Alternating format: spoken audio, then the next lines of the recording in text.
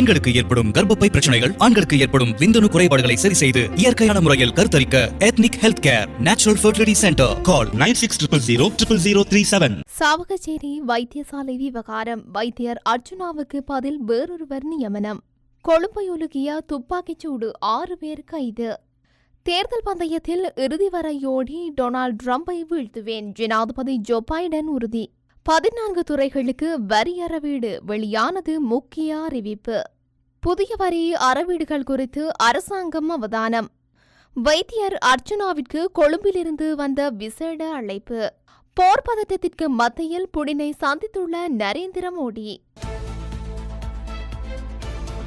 சாவகச்சேரி ஆதார வைத்தியசாலையின் பதில் அத்தியட்சகர் ராமநாதன் அர்ச்சுனாவுக்கு பதில் வேறொருவர் நியமிக்கப்படவுள்ளதாக தகவல்கள் வெளியாகியுள்ளன. இன்று காலை புதிய ஒருவர் அப்பதவிக்கு நியமிக்கப்படவுள்ளதாக தெரிவிக்கப்பட்டுள்ளது. சாவகச்சேரி ஆதார வைத்தியசாலையின் பதில் அத்தியட்சகராக ராமநாதன் அர்ச்சுனா கடந்த மாதம் நியமிக்கப்பட்டிருந்தார். இதனையடுத்து வைத்தியசாலையில் நடந்த ஊழல் மோசடிகளை அவர் அம்பலப்படுத்தியிருந்தார். இதன் காரணமாக வைத்தியசாலை அத்தியட்சகருக்கும் வைத்தியசாலையில் பணிபுரிகின்ற வைத்தியர்களுக்கும் முரண்பாடுகள் தோன்றியது.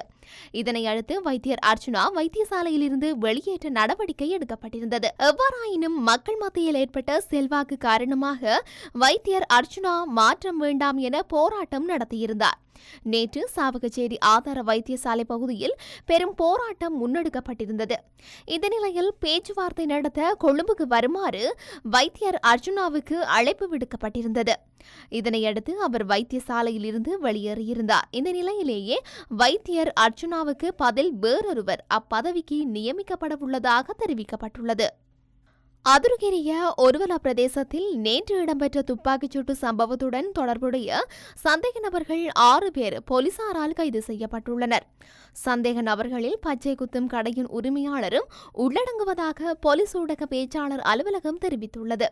கொழும்பு புறநகர் பகுதியான அதுருகிரிய நகரில் உள்ள அமணிக்கூண்டு கோபுரத்திற்கு அருகில் நேற்று காலை 10 மணியளவில் அழகு நிலையம் திறப்பு விழாவின் போது துப்பாக்கிச்சூடு நடத்தப்பட்டுள்ளது. இதன்போது பிரபல வர்த்தக 55 வயதான சுரேந்திர வசந்த பெரேரா என்ற கிளப் வசந்தா மற்றும் 38 வயதுடைய நபரே துப்பாக்கிச் சூட்டில் உயிரிழந்துள்ளனர். இவர்கள் கொழும்பு 7 மற்றும் அதுருகிரிய பிரதேசங்களில் வசிப்பவர்கள் என போலீசார் தெரிவிக்கின்றனர். துப்பாக்கிச் சூட்டில் பிரபல பாடகர் கே சுஜீவாவும் காயமடைந்தார். மேலும் 2 பெண்கள் மற்றும் ஒரு ஆண் காயமடைந்தனர். எவ்வாறாயினும் கிளப் வசந்த கொலையானது நாட்டின் முன்னணி ஒழுங்கமைக்கப்பட்ட குற்ற கும்பல்களில் ஒன்றான கஞ்சிபானி இம்ரானின் திட்டமாக இருக்கலாம் என போலீசார் சந்தேகிக்கின்றனர். போலீசாரின் விசாரணைகளில் கிடைத்த தகவலின்படி துப்பாக்கிச்சூடு இடம்பெற்ற இடத்தில் T56 துப்பாக்கியின் தோட்டா ஒன்று கைப்பற்றப்பட்டுள்ளது. அதில் KPI என்று எழுதப்பட்டுள்ளதாக தெரிவிக்கப்படுகின்றது. அதன் விரிவாக்கம் கஞ்சிபானி இம்ரானாக இருக்கலாம் என போலீசார் சந்தேகிக்கின்றனர். சம்பவம் நடந்த இடத்திலிருந்து கைப்பற்றப்பட்ட தோட்டா மேலதிக விசாரணைக்காக போலீசாரின் காவலில் வைக்கப்பட்டுள்ளது.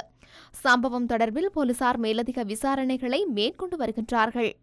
அமெரிக்க ஜனாதிபதி ஜோ பைடன் 2024 ஆண்டுக்கான ஜனாதிபதி தேர்தல் போட்டியிலிருந்து இடைவிலக வேண்டும் என்று அவரது கட்சியினர் உட்பட அனைவரும் வலியுறுத்தி வருகின்றனர்.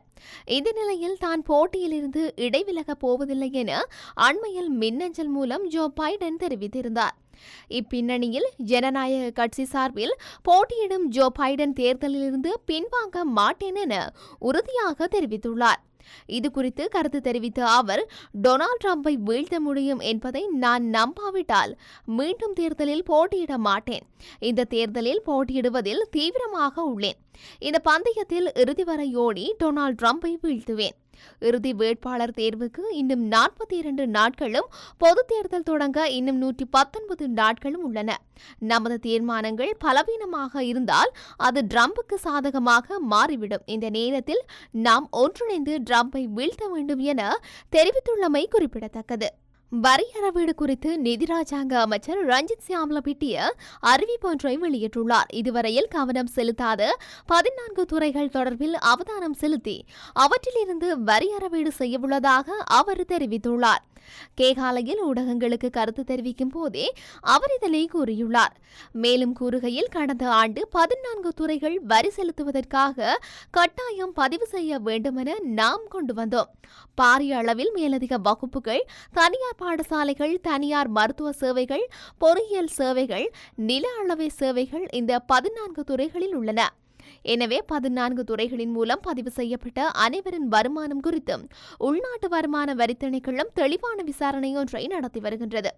வரியை செலுத்தாமல் இருக்க எவரும் சந்தர்ப்பம் வழங்கப்படவில்லை எனவும், வரி செலுத்துவதில் விசேட கவனம் செலுத்தப்பட்ட காலம் இதுபோன்று இதுவரை இருந்ததில்லை எனவும் ராஜாங்க அமைச்சர் தெரிவித்துள்ளார். இதுவரை கவனம் செலுத்தப்படாத 14 துறைகள் தொடர்பில் அவதானம் செலுத்தி வரி அறவிடவுள்ளதாக நிதி ராஜாங்க அமைச்சர் ரஞ்சித் சியாம்லபிட்டிய தெரிவித்துள்ளார்.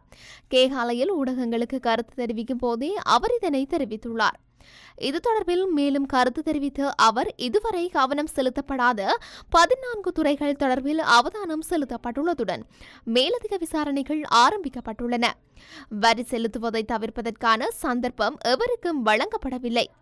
வரி செலுத்துவதில் விசேட கவனம் செலுத்தப்பட்ட காலம் இதுவரை இருந்ததில்லை. கடந்த வருடம் வரி செலுத்துவதற்கு பதிவு செய்யப்பட வேண்டிய 14 துறைகளை நாங்கள் கொண்டு வந்தோம். பெரிய அளவிலான பயிற்சி வகுப்புகள், தனியார் பாடசாலைகள், தனியார் மருத்துவ சேவைகள், பொறியியல் சேவைகள், கணக்கெடுப்பு சேவைகள் போன்றன இந்த துறைகளில் உள்ளடங்குகின்றன. பதிவு செய்த அனைவரது வருமானம் தொடர்பில் வருமான வரித்துறை தெளிவான விசாரணை நடத்தி வருகின்றது என்றார். சாவகச்சேரி வைத்தியசாலையில் கடந்த சில தினங்களாக நிலவிய குழப்பத்திற்கு மத்தியில் யாழ்ப்பாணத்திலிருந்து வெளியேறியுள்ள வைத்தியர் அர்ச்சுனா அதிபர் ரணிலை சந்திக்க வாய்ப்புள்ளது எனவும் தெரிவித்துள்ளார். ஊடகம் ஒன்றுக்கு கருத்து தெரிவிக்கும் போதே அவர் இவ்வாறு தெரிவித்துள்ளார். மேலும் அதிபர் ரணிலை சந்திப்பதற்கான காரணத்தை தான் கேட்கவில்லை எனவும், தான் அதிபர் ரணிலுடன் தற்சமயம் வரை உரையாடவில்லை எனவும் தெரிவித்துள்ளார். அத்துடன் சாவகச்சேரி வைத்தியசாலையின் விவகாரம் தொடர்பில் அதிபர் ரணிலுக்கு தகவல்கள் வழங்கப்பட்டுள்ளதாகவும் குறிப்பிட்டுள்ளார். ரஷ்யா சென்றுள்ள இந்திய பிரதமர் மோடி அதிபர் விளாடிமிர் புடினை சந்தித்து பேசியுள்ளார். இந்தியா ரஷ்யா இடையிலான 22வது உச்சி மாநாட்டில் பங்கேற்க 2 நாள் அரசு முறைப்பயணமாக நரேந்திர மோடி நேற்று ரஷ்யாவுக்கு சென்றுள்ளார். அவருக்கு மாஸ்கோ விமான நிலையத்தில் உற்சாக வரவேற்பு அளிக்கப்பட்டதுடன் பிரதமர் நரேந்திர மோடியை ரஷ்யா துணை பிரதமர் டெனிஸ் மாத்ரோவ் வரவேற்றுள்ளார். இதனைத் தொடர்ந்து இன்று இரவு அந்த நாட்டு அதிபர் விளாடிமிர் புடினை அதிபர் மாளிகையான கிரெம்ளின் மாளிகையில் சந்தித்துள்ளார். இந்த சந்திப்பின் போது இரு நாடுகளிடையே பரஸ்பரம் நட்புறவு குறித்தும் எரிசக்தி உள்ளிட்ட பல்வேறு விடயங்கள் குறித்தும் விவாதிக்கப்பட்டுள்ளது. இந்தியா ரஷ்யா உச்சி மாநாட்டில் பிரதமர் மோடி பங்கேற்க உள்ளதுடன் மோடிக்கு ரஷ்யாவின் உயரிய விருது வழங்கி கௌரவிக்கப்பட உள்ளதாகவும் தகவல்கள் வெளியாகியுள்ளமை குறிப்பிடத்தக்கது. 4448 நோய்களுக்கும் அதன் அறிகுறிகளையும் அதனை தீர்க்கும் மருத்துவத்தையும் அருளிச் சென்றுள்ளனர். Ethnic health care, T Nagar. For details 96000037